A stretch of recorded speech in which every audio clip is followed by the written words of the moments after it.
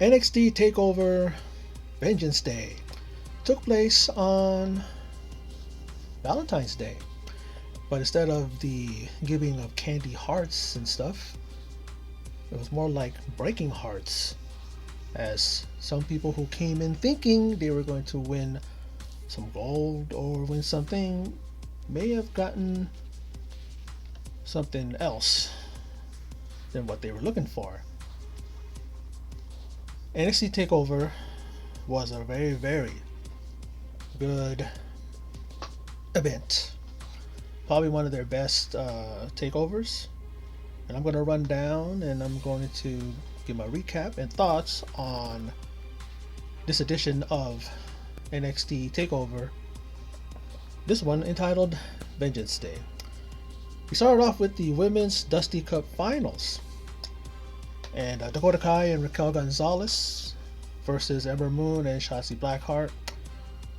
And after an annoying series of near falls, Kai and Gonzalez, after a choke slam by Gonzalez to Blackheart, get the win to become the first Women's Dusty Rhodes Tag Team Classic Cup winners. And good on them. This match was good. Just too many near falls, too many situations where they were trying to extend the match. Nothing wrong with that, but at the same time, it was just like, let's get it going already. Let's get the winners. I had a feeling deep down that they were going to win. They did, and now they are going to face the tag team champions, Dakota, Nia Jax, and Shayna Baszler. And I prefer that match to be at WrestleMania. That would be a great match. These two teams, I could definitely see some fireworks, in this match. It's going to be great. I think it will be a good women's tag team title match, and hopefully that's where it's going to take place. They have a shot at the titles, just depends on where. But WrestleMania really should be where they get the titles. Maybe they could even go to Raw or SmackDown and confront the champs. But since they are, Shayna and Nia are with Raw, they may likely go there because that's where they regularly wrestle, even though they can go from brand to brand, the tag team champs. Now the North American title match. Champion Johnny Gargano versus the challenger Kushida. Very physical match.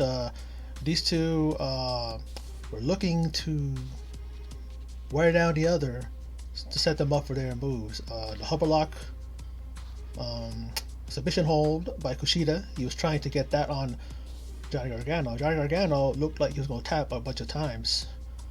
And he was without his wife, Candice, without the two members of The Way, Indy Hartwell, and they both got sent back because, Austin Theory wasn't anywhere to be found when they were on the stage. And he actually got chloroformed by Dexter Lumis, and he was taken off somewhere while the three other members of The Way were still walking forward. They didn't realize he got taken out. And that didn't matter because in the end, a final heartbeat or final beat DDT by Johnny Gargano, and Johnny Gargano defeats Kushida. And I was really pulling for Kushida. It really sucked that he didn't win. I think he deserved to win, but maybe another opportunity, maybe in a multi-man match he may win the title, but it wasn't his night. And it was Johnny Gargano, Mr. Takeover, Johnny Takeover, was the one who won this title. And this match could easily be match of the night, and I was thinking that at this point. Now we go to the Men's Dusty Cup Final. The Grizzled Young Vets versus MSK. And I was pulling for the Vets. I was really pulling for them because they came up short last year. They lost to Riddle and Pete Dunne. And when it seemed that the Grizzled Young Vets would redeem themselves and finally win that elusive Dusty Cup after being denied last year, they would be denied yet again, as MSK would go on to be victorious and become this year's Dusty Cup. They were the Cinderella story, made their debut in the Dusty Cup, and why not make them go all the way and win it. What a great story. And now it's on to them facing the ever troublesome duo of Danny Burch and Daniel Burch and Daniel Lorcan. Danny Burch and Oney Lorcan. Wonder when that match is going to take place. It'll probably take place during WrestleMania weekend. We'll see. But I would love to see that match happen during that time, because all of these matches, there's some good matches being set up as at the end of this thing at the takeover. So I would love to see these title matches happening during WrestleMania weekend, or even at WrestleMania themselves. But wait to see what happens with that. Now, the triple threat match for the women's NXT Championship: Io Shirai versus Toni Storm and versus Mercedes Martinez. And after seemingly being taken out of the match, it really was a wild affair when the match went outside of the ring. You seen Io on that, what do you call that, a raptor or whatever that was. Vic Joseph said the name of it, I can't remember. She dives off. She does a diving, like a crossbody, and she basically her hands land on the top of Mercedes' head, kind of overshoots her, and then Toni Storm got the brunt of it. But she was out. She was taken out a little bit later after that. And then in the ring, looked like Mercedes Martinez was going to win. It looked like Toni Storm. They hit their signature moves. Toni Storm hit her what's that? Storm Zero. And then Mercedes Martinez, I think it's isn't it a Death Valley Driver or some type of move like that? And it wasn't enough. And then when they were, after the Mercedes Martinez hit a headbutt on flying headbutt on Mercedes Martinez, which is a rare thing for her to do. She never does that much. At least it's the first time I've seen it. Even the commentators were saying that too. She's about to go for the cover. Toni does, and then Io out of nowhere, she seemingly she was able to find an opening and hit the moonsault, or the moon over moonsault, as Vic Joseph was calling it, and both women. And she hits that and retains her title. So it looks like the 20-year journey of Mercedes Martinez is going to continue, like Io said last week on this past week on NXT. I think I always think about, why is it that these guys always say, "Oh, it took me 20 years to get to NXT, and I'm going to go after the championship or that." And I go, NXT was in existence for 20 years. It's been in existence since what, 2013? It's about 11 years, right? Or let's see, about 8 years. To say that you've been wanting to come to WWE, and now that NXT's here, my goal now is to get the title, something like that. But your journey, your 20-year journey didn't include always wanting to be in NXT, because it didn't exist 20 years ago. Anyways, I digress, but let's continue on.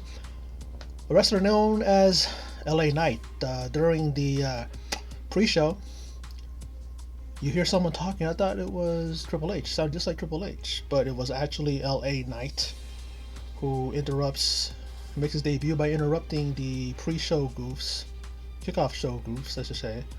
I don't think I'll include Wade Barrett in that, but Sam Roberts, and then this guy from Barstool Sports, I forgot his name. And he pretty much took the mic from Sam Roberts, and good, because Sam Roberts is a dork. I don't like him. And then the other guy was just sitting there, and then he pretty much called out the champs. Did LA Knight? Pretty. I was thinking, is that a real cool name? And I'm thinking about it. I was more like listen to it more. And I go, oh, that is actually a pretty good name. It is actually a cool wrestling name. It's different, and the guy's very cocky, but he's very, very good on the mic. Cutting a promo is very damn good. And let's just see how he is in the ring, because I'm not familiar with him. And then we see him later on, right directly after the women's title match, and he's in the office of Mr. William Regal, and he's signing a contract. And so now LA Knight is NXT. So let's see what happens to him, and let's see if he addresses or confronts Finn Balor or Johnny Gargano. Now, the NXT title match. Pete Dunne challenges the reigning and defending champion Finn Balor, the Prince. And after a hard-hitting match, Balor retains the gold. He's able to finally hit his finishing move, the coup de grace. But before that, Finn Balor, seemed like these two were trying to get each other out with submissions. There's a lot of good hard-hitting moves here and there, but a lot of it was submission, especially Pete Dunne doing the whole finger manipulation, joint manipulation, snapping Finn's fingers, and at least this time it looked convincing when he did it. There's even one time where he drove the finger straight into the mat, and I felt it. I was looking at my fingers, hoping that my fingers weren't broken. That's what it felt. It felt you could feel it, but he was able to, in the end, do that, Finn Balor, and he was able to retain the gold, the 1, 2, 3. But as he celebrates, he's on the rampway. In comes Birch and Lorcan. Like I said earlier, the troublesome duo, and they attack. And then Pete Dunne joins in, and then Undisputed Era come in. They seemingly come to the aid of Balor. It's like, okay, they're gonna help him out because they've done that before. And as they stand tall with the UE doing the finger posing, signifying U and E, Adam Cole out of nowhere super kicks Finn Balor. O'Reilly's looking at him like, what's up? And then Adam Cole super kicks Kyle O'Reilly as well. Now, is this the end of the Undisputed Era? Is this the end of the era as we know it? What's going to happen? Is it going to be a thing where they kind of, sweep it under the carpet, or if you will, sweep it under the rug, and pretty much say that, hey, I got carried away. I did that to Balor because we have nothing to do with him. We've come to his aid too much. I just got carried away. Blah blah blah. And then maybe O'Reilly's gonna go, well, why'd you kick me? Is it because I've been the one in the championship picture and not you, and stuff like that? I don't know if it would be wise to, break them up. It may be water under the bridge. Maybe they're gonna sweep it under, the rug and everything, and they may say that, oh, it's just a misunderstanding. I didn't mean to, and then they go on, and then we see cracks continuing to go, and then we see the finality of their breakup. But I don't know. Even Roddy was looking at him like, what's going on? And then Cole was like, come on, Rod, let's go. So that right there is quite a way to leave the pay-per-view on a cliffhanger, on a question mark, like what's going on with the UE. But that's how it ended. And what an event, what a takeover. Probably one of the best takeovers that I've seen in some time. Is it the best one? It could be right up there.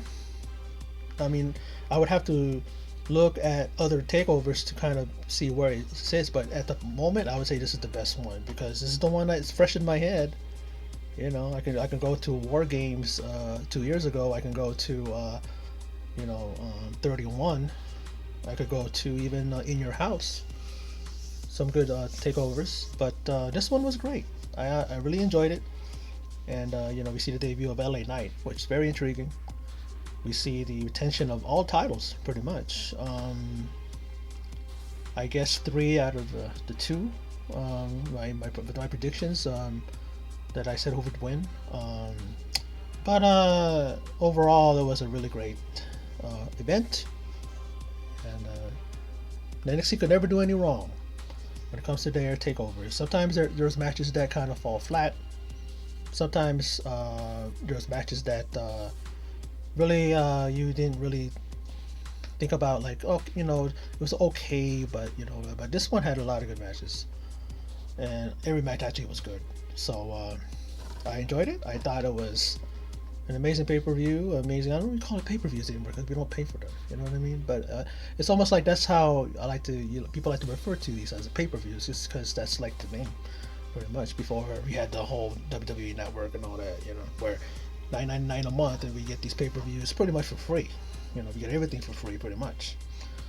But Anyway, that's my video for my recap and thoughts on NXT Takeover Vengeance Day.